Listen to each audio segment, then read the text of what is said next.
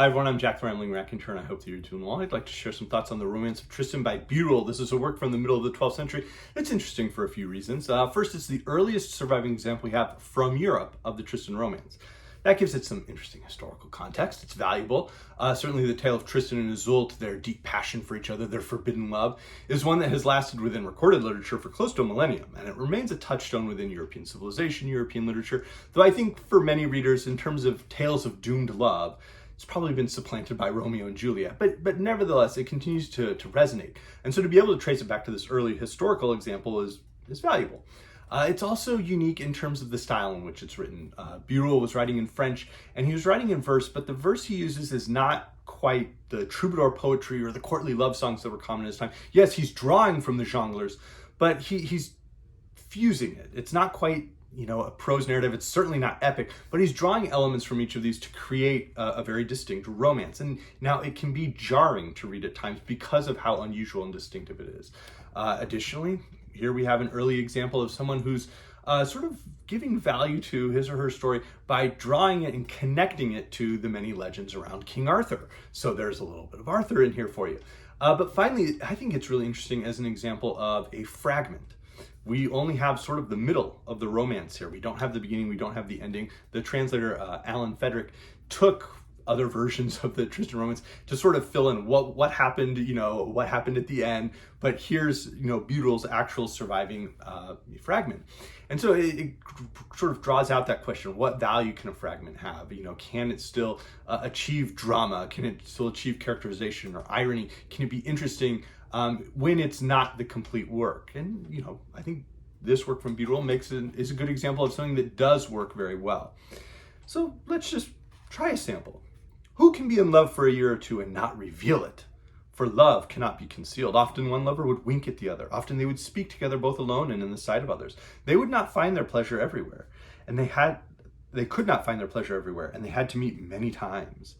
At Mark's court there were 3 barons. You never saw more wicked men. And there we have sort of an early example of Béroul, or the poet or the singer or the narrator, sort of interjecting into the narrative and breaking the fourth wall and sort of saying, hey, listen, you've never seen this. At another point, he basically shouts out, what bad luck! God, what a pity the queen did not take the sheets off the bed. Neither of them would have been caught that night. And we have these moments where Béroul is very much drawing attention to himself as the singer, as the creator of this narrative, which, as I said, it's very jarring, but it also is distinct. And it gives it a little bit of flavor.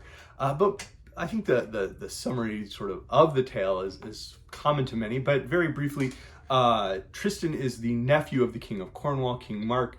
There is a conflict going on. Tristan arrives to sort of end the conflict in favor of King Mark so that they will not have to continue to sort of do the same, slavery of young people that was going on in the Theseus and Minotaur myth from Greece. And so Tristan sort of rescues his uncle's kingdom from that. Later on, he arrives in Ireland and meets Yseult.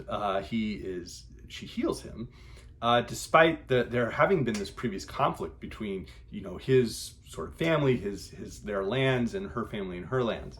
And he is escorting her back ultimately to his uncle for marriage. It's here that we have an interesting moment. There's apparently a love potion that is accidentally given to the two of them by Yseult's nurse, or her maid. And so having consumed the love potion, they fall madly in love with each other. And when they arrive in Cornwall, Yseult has her nurse substitute for her on her wedding night with King Mark, so that she and Tristan can continue to find time together. And that's sort of where we pick up, is that they're carrying out this clandestine love affair, and the barons in King Mark's court, and pretty much anybody who's not King Mark, is aware of what's going on and has an issue with it. So the King Mark has a dwarf who they're in the court, who seems to, some call him prophetic, others consider him almost a magician.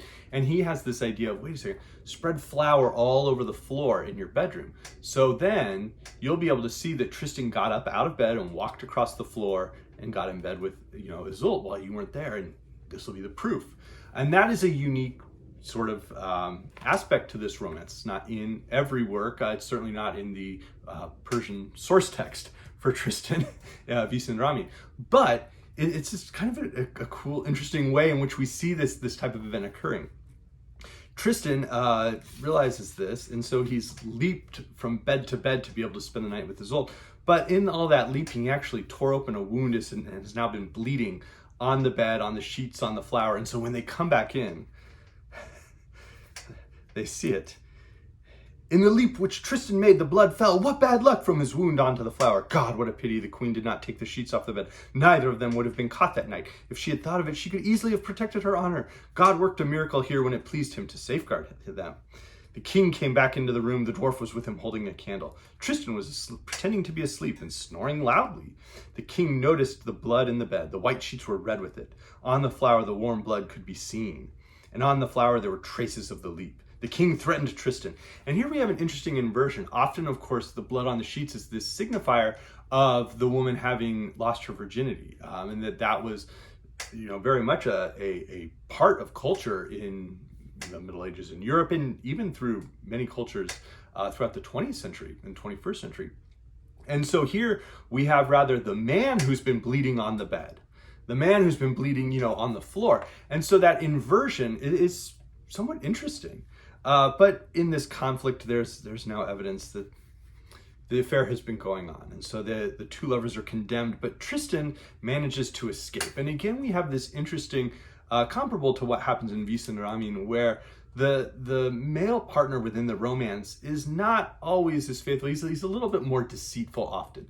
And so he tells everybody, I've got to go pray. They're about to go, kill me and execute me. I need to go pray. And when he does, he gets off the altar and he makes the famous Tristan's leap. And there are places that claim to, be the place where Tristan made the leap, or poets would claim, I've been to the place, I've seen where Tristan made the leap. But he makes this great leap, having lied to his captors, and escapes. Ultimately, Yseult is not executed. She's rather turned over to a group of lepers who will share her, and Tristan rescues her from this group. There's a lot Béroul wants to let us know about the culture in which this exists. But they proceed to have this almost Robin Hood-esque escapade in the forest there in Cornwall, where they spend time in the woods and they move from place to place, sort of living off of the land. And of course, their bodies are sort of changing because of this. They don't have necessarily the nutrition they were used to in aristocratic circles there in medieval Europe. But they do spend some time this way until the love potion wears off. And then they no longer necessarily feel in love with each other. They start to, Yseult feels that, she feels guilty for this romance she's been having. And so she ultimately will return to King Mark. Tristan will leave. And it's overseas that, some interesting things happen. Tristan continues to always want to see Yseult. He'll leave, but he'll want to come back. And of course, they love each other very much. But ultimately, the barons continue to make trouble for her, and she's going to be condemned. And here's where we get King Arthur, because Yseult says, I'm going to make this oath. I want to be, sort of judged, and I want this to be final. And I'm tired of people, harassing me. And Tristan's gone, so he can't protect me. So who's going to protect me? Well, they send messages to all the major leaders, including King Arthur, and Gawain shows up too. It's interesting that Lancelot is absent, and I think that sort of shows sort of some dating around this, and also the idea that there were divergent Arthurian cycles that were being built, or poems and stories in which Arthur was a sort of side character. And so Yseult is going to make this oath, and Tristan disguises himself as this, hermit, and stands there, and he mocks people. He plays jokes. He gets the people who have been harassing Yseult to basically ride through a muddy pit until they're covered in mud. And he does this to other people as well. And Yseult is going to cross this marsh, and she says, well, I'm not going to have my donkey cross it. I want that hermit over there, that beggar. He's going to carry me. And everybody thinks it's just so funny. She knows it's Tristan, and he does. So then the next day she goes in and she goes to swear her oath. My lord, she said, by the mercy of God, I see holy relics here before me. Listen now to what I swear, and may it reassure the king. So help me God and St. Hilary, and by these relics, this holy place, the relics that are not here, and all the relics that are in the world, I swear that no man ever came between my thighs, except the leper who carried me on his back across the ford, and my husband, King Mark. These two I exclude from my oath. I exclude no one else in the world, From 2 men I cannot exculpate myself, the leper and King Mark my lord. The leper was between my legs. If anyone wants me to do more, I am ready here and now. All those who heard her oath could bear no more. God, said everyone, that would be a cruel wrong. She has done everything that justice demands, and she puts more into her oath than the villains required her to. She need to make no defense concerning the king and his nephew beyond what all of us have already heard. And so Yseult has craftily told the truth within her oath, but she knows what she's actually sworn. Tristan knows this. Her nurse knows it. Tristan's squire knows it. But everybody else just assumes that she's vindicated herself and she's free to go. And so that, again, sort of is interesting in terms of how we have Yseult, the female character, having some agency in terms of being able to think on her feet and being able to craft a way in which she can continue to tell the truth, but also not be condemned for this passionate romance that she is experiencing. And the fragment pretty much breaks off there. We do have the episode of Tristan's Madness, in which he comes back from Brittany. That would be northwestern France, so across the English Channel from Cornwall, and likely where Béroul was writing from, either Brittany or nearby in Normandy in France. It was likely where Béroul was writing from. And so he's telling the story about someone from his own land who has gone over across the channel and had this adventure and this romance, and then ultimately comes back later. But he's telling the story, and Tristan goes mad and decides he cannot continue to not see Yseult. They've been together, they've been separated, the love potion's worn off, they still love each other, but they've separated and he's going to go back. And so he decides to disguise himself as Tantris and pretend to be, someone who's not, he's not Tristan, he's Tantris. And so he pretends to have these almost ravings in which he says things, but everything he says is actually the truth. It's the sort of the disguised truth. And that's where we see an element of sort of the courtly love songs, the troubadour poetry, the idea that everybody knows there's this romance going on, but we can't ever say that. So we have to use all these metaphors around it. And he talks about how he knows about this and he knows about that. And of course it drives Yseult furious, but her maid sees through who this Tantris is because he's emaciated, his hair is changed, his beard, he's just a mess, and he's dressed differently, he doesn't look like the great princely warrior, but the maid sees through. And so ultimately in that episode they do end up together. But afterwards, when Tristan leaves, he ends up going back to his wife, another Yseult, known in the narrative as Yseult of the White Hands. And so he had gone off and had this marriage. He then leaves his marriage to go back and pretend to be Tantris. But when he returns, gradually it becomes clear to Yseult of the White Hands that he is very much in love with Yseult, back where he was. And so when he's badly wounded, he asks for, Yseult from the romance to come and rescue him, sort of to heal him the way she had at the beginning when they had first known each other. And she's on the way, but Yseult of the White Hands sadly tells Tristan that, the sails are black, not white.